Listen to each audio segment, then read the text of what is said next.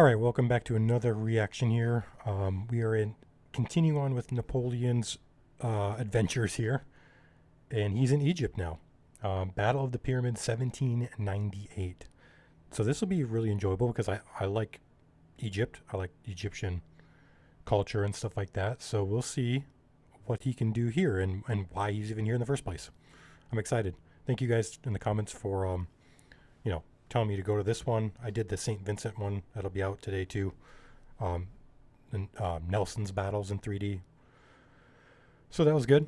I really enjoyed that a lot. I love naval battle. And now we're continuing here.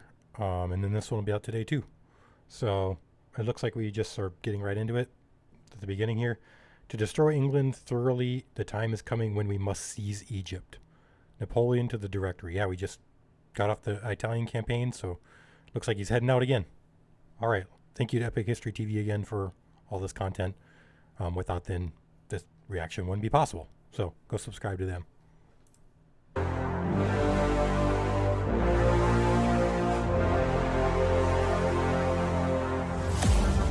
May 1798. A massive French invasion force sails across the Mediterranean. 55,000 men aboard more than 300 ships, escorted by 13 ships of the line. Aboard the most powerful of these, the 120-gun L'Orient, sails General Napoleon Bonaparte. France's celebrated hero of the war in Italy has received new orders from his government. He is to lead an expeditionary force east to Egypt, the wealthiest province of the Ottoman Empire. And to all educated Europeans, an ancient land of mystery and wonder. Yeah. After 6 years of war in Europe, the French Republic faces one last remaining enemy: Great Britain. The conquest of Egypt will strike a powerful blow against the British, disrupting their trade in the eastern Mediterranean and threatening their connections to India and the East. Okay. These profitable trade networks help fuel the British war effort. What's more, it will extend France's revolutionary, civilizing mission to the people of Egypt, liberating them from superstition and feudalism. France's corrupt and avaricious government, the Directory, sees two further benefits from the campaign: the opportunity to acquire tremendous riches, and to get the alarmingly popular and ambitious General Bonaparte far away from Paris, where plots and coups are never far from anyone's mind. Not surprising. Napoleon is thrilled by the expedition, which he has done much to promote and organize himself. It is a chance to win fresh glory and to walk in the footsteps of his heroes, Julius Caesar and Alexander the Great. Like Alexander, Napoleon even has fanciful notions of marching on to India to attack the British there. Wow. Europe is a molehill, he had told his secretary, Bourrienne. We must set off for the Orient. That is where all the greatest glory has been achieved. But the Mediterranean is dangerous water for the French. While the Republic's armies have won great victories on land, Britain has cemented its status as the dominant naval power of the age, with decisive victories over French allies, the Spanish at Cape St. Vincent and the Dutch at Camperdown. Rear Admiral Sir Horatio Nelson and his squadron of 14 ships of the line now prowl the Mediterranean. Nelson knows a large French fleet has just left Toulon, but does not know its destination, which remains a closely guarded secret. Undetected, the French expedition sails south along the Italian coast. On the 9th of June, It arrives off Malta. The island is ruled by the Knights of St. John, a religious military order dating back to the Crusades. Really? That's But the French have decided that they want it for a naval base, and a thorn in the side of the British. In 1565, the Knights had famously held out against a vast Ottoman army for 3 months. Okay. Now, despised by the locals, divided amongst themselves, the Knights surrender to Napoleon in just 2 days. During his 6 days in Malta, Napoleon overhauls its archaic government, establishes schools, abolishes slavery, and requisitions money and supplies. In 6 days? Then he sails for Egypt, leaving General Vaubois and a 5,000-strong garrison to hold the island. But where is the Royal Navy? That's wild. Legitimately. What he could accomplish in that few days. Also, harkening back to other videos, him taking direct action with himself, without consulting the directory. Of course, like I said earlier, that's probably why one of the reasons why they're sending him to Egypt, to get him out of their hair and away from them. But also another question, obviously we can see like the Ottoman Empire here is massive, right? We don't really, I don't really know much about him, but do we have like any sort of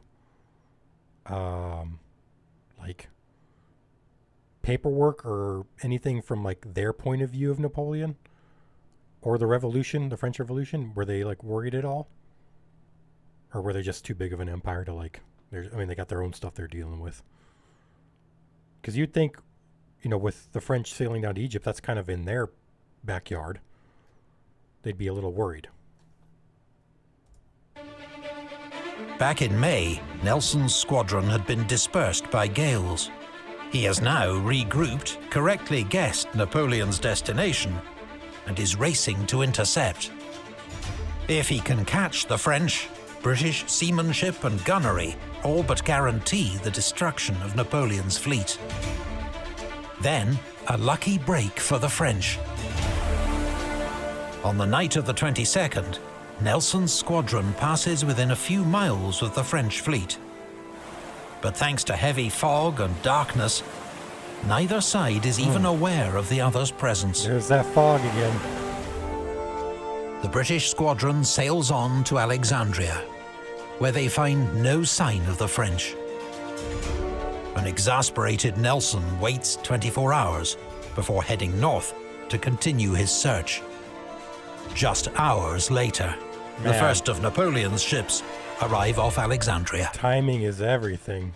That's crazy. Soldiers, you are about to undertake a conquest whose effects on civilization and trade are incalculable. We will make exhausting marches, we will fight several battles, we will succeed in all of our enterprises. Destiny is for us. Yeah. But, the weather and timing, isn't that crazy how how much effect that has on things in history? And it's just wild to me that they were that close. And who knows what could have happened? The narrator seems to think that British Navy could have beaten the French, and maybe they could have, I guess. I don't know. We'll never know. But it's pretty wild.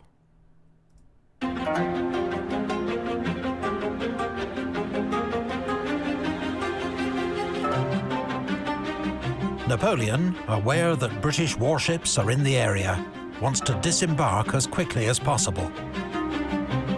5,000 French infantry go ashore at night, storm Alexandria the next morning, and quickly overpower its garrison. The rest of the French army lands safely. Napoleon has brought 38,000 troops to Egypt. What was the garrison? Was it just like locals? It had a flag we've never seen before. I'm assuming it's a local Egyptian army or whatever. Did the Egyptians at this time have like the same technology as, or I mean, not the same technology, but like muskets and stuff and cannon? Mostly veterans of the Army of Italy. The 5 infantry divisions are commanded by Generals Bon, Desaix, Kleber, Menou, and Renier. The single cavalry division is led by the towering figure of Thomas Alexandre Dumas. He is France's first black general, Nice. born in what's now Haiti, to a French aristocrat and enslaved African woman. He has already won fame for his actions in Italy, where the Austrians had nicknamed him the Black Devil. There are more familiar faces from Italy. The guy's a beast. Napoleon's chief of staff, the indefatigable General Berthier. And brigade commanders, Generals Murat, Lannes, and Marmont. Yeah. Cool. The squad's here. The army is also accompanied by 167 scientists, scholars, artists, and assorted experts. Even a hot air balloonist. Really? Collectively, they are known as the savants, and have come to study Egypt's historical and natural wonders. But they and Napoleon find Alexandria a bitter disappointment. Oh. The fabled city of antiquity, founded by Alexander himself, has been reduced by centuries of earthquakes and neglect to a ramshackle town of 6,000 inhabitants. Egypt is nominally ruled by the Ottoman Empire. Okay. In reality, power lies with local Mamluk warlords. 2 in particular, Murad Bey and Ibrahim Bey. Mamluks were originally slave soldiers who once served the Islamic Caliphate. Superb horsemen and fearless warriors, they now rule Egypt with an iron fist, expropriating its wealth and leaving its peasants in poverty. To most Egyptians, they are despised foreign overlords, a situation that Napoleon hopes to exploit with clever propaganda. Right. To the people of Egypt, he proclaims, "I am come to restore your rights and punish usurpers. I reverence God, his prophet, and the Quran." Interesting. Okay. Meanwhile, Murad and Ibrahim summon Mamluk warlords to the Al-Azhar Mosque in Cairo. Here, they agree to gather an army to crush the invaders. Napoleon believes his best option is to strike quickly. Less than a day after his troops finish landing, he begins his advance on Cairo. But he misjudges the blistering climate and the barren, windswept landscape. Yeah. He forces the pace, even after his men run out of water and are consumed by thirst. Hundreds collapse and die. A few kill themselves to escape the suffering. That's not good. Bedouin horsemen circle the French like vultures. Stragglers that fall into their hands are robbed, tortured, and killed. Even old comrades like Lannes and Murat are involved in heated conversations about Napoleon's decision-making.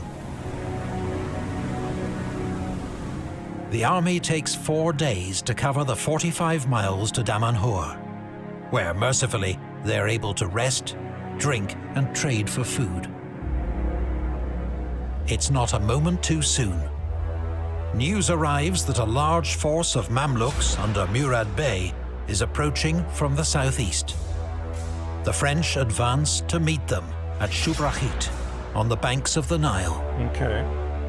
As 4,000 Mamluk horsemen come into view, the French marvel at their brightly colored outfits, embellished with gold and jewels, and their many ornate weapons, including pistols, swords, daggers, and lances. Murad boasts that he will sever Frenchmen's heads like slicing watermelons in a field. Okay. But for all their bravado and panache, the Mamluks have neither the discipline nor tactics to face a trained modern army. When Napoleon forms his troops into giant squares, the Mamluk cavalry can only circle impotently. unable to break through the walls of French bayonets. Scores are shot from the saddle. After 2 hours, the Mamluks call off their attack and retreat. They have suffered around 1,000 casualties. The French have scarcely lost a man. Wow. The victory is a much-needed morale boost for Napoleon's men after the hardships of the desert. The Mamluks fall back to Mbaba, a small town on the banks of the Nile, across the river from Cairo. Here, within sight of Egypt's fabled pyramids 9 miles to the south, they will face the invader with their full force. Okay.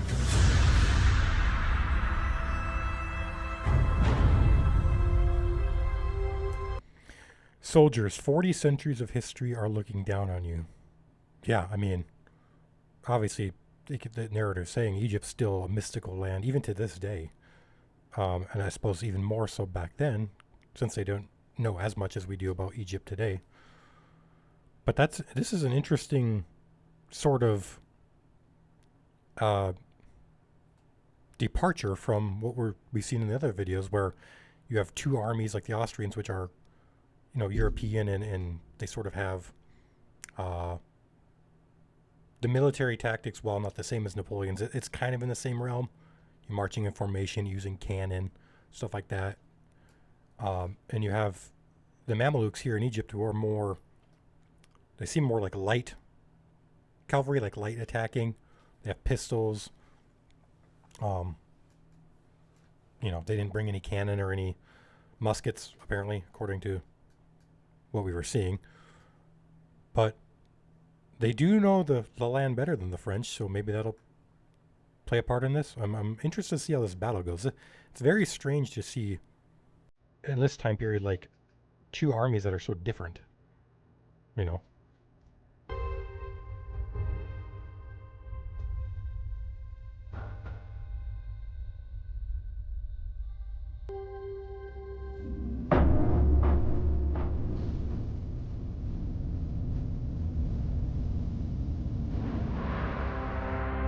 On the sweltering afternoon of the 21st of July, Napoleon's forces approach Mbaba. He has 25,000 men, organized into 5 giant divisional squares, with cavalry and baggage inside, and cannon at every corner. Murad, with characteristic boldness, has crossed to the west bank of the Nile, leaving Ibrahim behind. Their forces total many thousands, but sources disagree wildly on just how many. His elite Mamluk cavalry, 6,000 strong, are deployed between the small village of Biktil and the well-fortified town of Mbaba, which is garrisoned by a mix of Ottoman infantry and peasant militia. Napoleon's plan is simple: to drive through the enemy center and crush their right flank against the river. At 3:30 p.m., Desaix and Renier's divisions begin their advance. But as they move across the broken ground, their formation becomes disordered. Murad spots his chance and unleashes his cavalry. Oh boy. The Mamluks thunder forward at lightning speed. Desaix and Renier react just in time and close ranks. The French hold their fire until the last moment, then unleash a devastating volley. Horses and riders are sent tumbling. The survivors have no way to get to grips with the enemy, who continue pouring deadly fire into their midst. The Mamluks wheel back to regroup, but more charges meet the same result. Well, yeah, they seem vastly outgunned. I mean, being on a horse does give you an advantage in some aspect, but the French have lines of riflemen or musketmen and cannon. I mean, you know, at some point, even if you have more people, if they have more, not more technology, but if their technology is more advanced and they can fire more, and all you can do is kind of circle around. I mean, it's not going to be an easy feat for these Mamelukes. And, you know, as much courage as they're showing, kind of still fighting, it really sucks when you're outgunned. Many Mamluks simply give up and flee the field. I don't blame them. Napoleon orders the divisions of Bon and Vial to move forward. Once more, the Mamluk cavalry charge. Once more, the wave of horsemen shatters on French musketry and bayonets. With the enemy cavalry broken, Bon and Vial's men pour into Mbaba. It is a slaughter. Yeah. Those who are not killed flee into the Nile, where hundreds drown. Murad Bey escapes with the remnants of his cavalry to Giza, from where he will withdraw to southern Egypt. Ibrahim Bey watches the calamity unfold across the river, then withdraws with his men back to Cairo. It is a crushing, one-sided victory that takes just 2 hours. Wow. The Mamluks suffer more than 5,000 casualties, with heavy losses among their elite cavalry and leadership. French losses are less than 300. Napoleon, with his usual flair for PR, decides this great victory will be known as the Battle of the Pyramids, just in sight to the south. On the 24th of July, Napoleon enters Cairo. Parts of the city are abandoned and in ashes after being torched by the Mamluks in their frantic withdrawal. That's really unfortunate. Napoleon observes it would be difficult to find a richer land and a more wretched, ignorant, and brutish people. Wow. Nonetheless, Cairo is the heart of Egypt, a city of 600,000 inhabitants, Holy. and is in French hands. With the Mamluks scattered and on the run, Napoleon's dream of eastern conquest seems about to be realized. Just 8 days later, the dream is shattered. Uh-oh.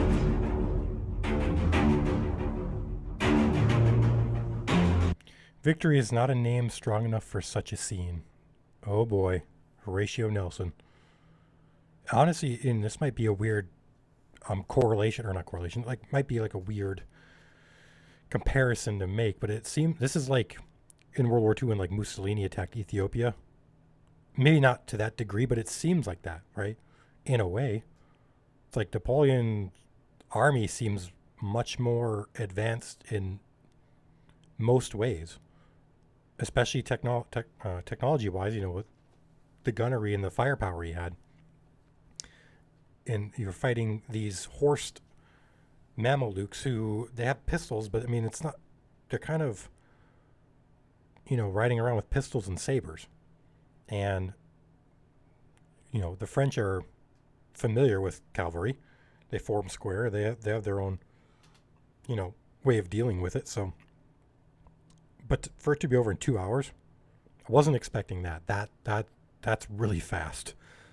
But I kind of feel bad a little bit for the Egyptians, because it's like, what can you do, really?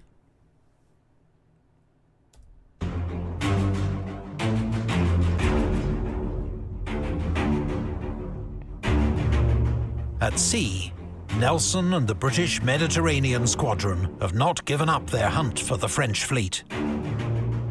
Finally, on the afternoon of the 1st of August, Nelson finds the French sheltering in Aboukir Bay. With 14 ships of the line against 13, he decides to attack that evening.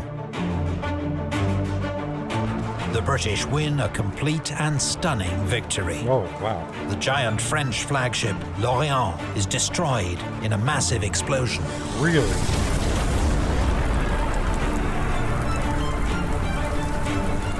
By the time it's over, the British have destroyed or captured 11 French ships of the line and taken more than 3,000 prisoners. Uh-oh. Yikes. With no fleet, Napoleon is stranded in Egypt. What's more, most of his army's cash has gone down with Lorient. That's not good. But Napoleon does not despair. If anything, he is invigorated by the crisis. His options are now simple. He and his army must support themselves in this foreign land, or perish. While General Desaix is sent south in pursuit of Murad Bey, Napoleon sets about reforming the administration of Egypt. The old feudal system is abolished. A postal service and hospitals are set up, and a new tax system introduced. Nice. Napoleon establishes the Institute of Egypt for scientific and scholarly research. Okay. He shows great interest in and respect for Islam, funding the construction of mosques and encouraging the observance of religious festivals. That is incredibly progressive. I mean, I know during the French Revolution, they kind of, obviously it's had its disagreements with the Pope and that whole thing going on. But I suppose, now that he's cut off from home, it's a much better idea to make the inhabitants of that area happy than to antagonize them. So, I mean, I guess it's not too strange that he would, I don't know if he, personally believes in, I don't know if Napoleon ever had, a religious belief when he was younger or anything, but it's not too strange, I suppose, to have him kind of okay, we'll fund the mosque or whatever, and then that will show the people that he's not just there to, conquer them necessarily, and I'm not sure how, or what the leadership of that Egyptian area was, but it is cool to see that he takes such a sort of strong stance on science. I like that a lot. That's cool, because at that time, this is a time when people are learning things too. Technology's advancing, our understanding of the world is advancing, and for Napoleon to be not only a genius on the battlefield, right? He understands his war stuff, but also to be proactive on the science front, and I guess the administrative side of that is really cool to see, and that makes me respect Napoleon a lot, because anybody can conquer, right?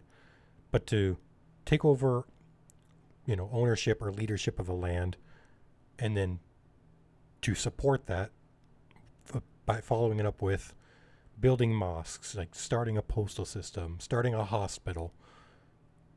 That to me, that's a separate side of a leader that's not nearly talked about as much, but maybe even as important or more important than the tactical side, or the battle side of it. Such engagement later leads to rumors that Napoleon actually converted to Islam. But it is merely a tactic to curry local favor. Ah, there you go, yeah. That makes sense. Napoleon also grapples with news that his wife, Josephine, has resumed her affair with an ex-lover. Well. It is, he's told, common knowledge amongst Paris society. He consoles himself with affairs of his own, including one with an officer's wife. What the? Okay, man. I was not really on board, but I'm okay, she's cheating on you, you're cheating on her. At least you both acknowledge it, right? It's not like it's a secret. But then you have an affair with your officer's wife? Was that common? I could see with a local or somebody else. But come on, you're gonna do a bro like that? Really, Napoleon? All the while, French efforts to win over the local population are failing. Oh, really? Most Egyptians see only foreign occupiers and infidels. The situation is already at boiling point. Minor revolts break out across the Nile Delta, which are brutally suppressed by the French. Then in September, from Constantinople, Sultan Selim III declares a holy war against the French. Oh, really? Now, the situation in Egypt is about to explode.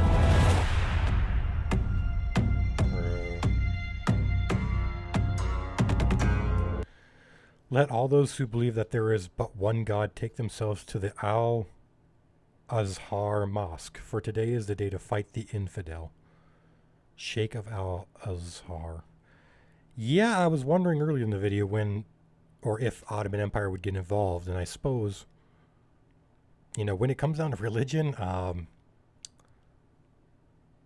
people can get very, not just people, like groups of people can get very, what is the right word for this? Very worked up in their causes, let's say. So I would have thought at least some people would have viewed like that whole organization thing as like, okay, they're not here to just conquer us, they're here to kind of help us, kind of reform and or not reform, but like build up our cities and stuff. But it seemed like, according to the narrator, it's like everybody hated the French. And I guess, like you said, there's that whole, you know, Napoleon's from like, you know, white Europe and Christian Europe, and Egypt is traditionally, obviously, Islamic. So there's that dichotomy.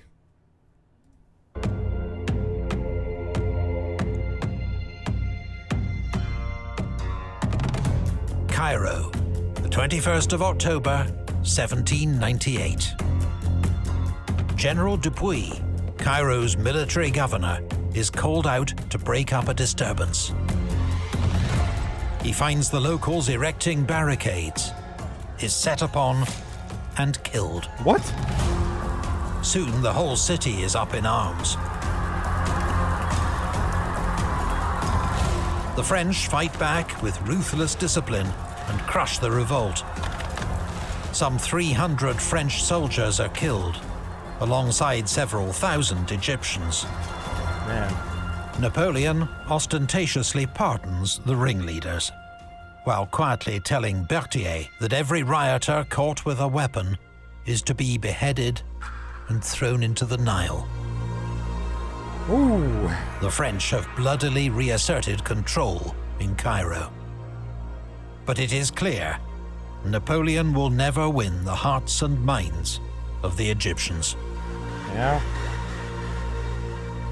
The next few months see the French languish in Cairo. There is limited communication with France, much homesickness, and a dwindling supply of stores, ammunition, and wine.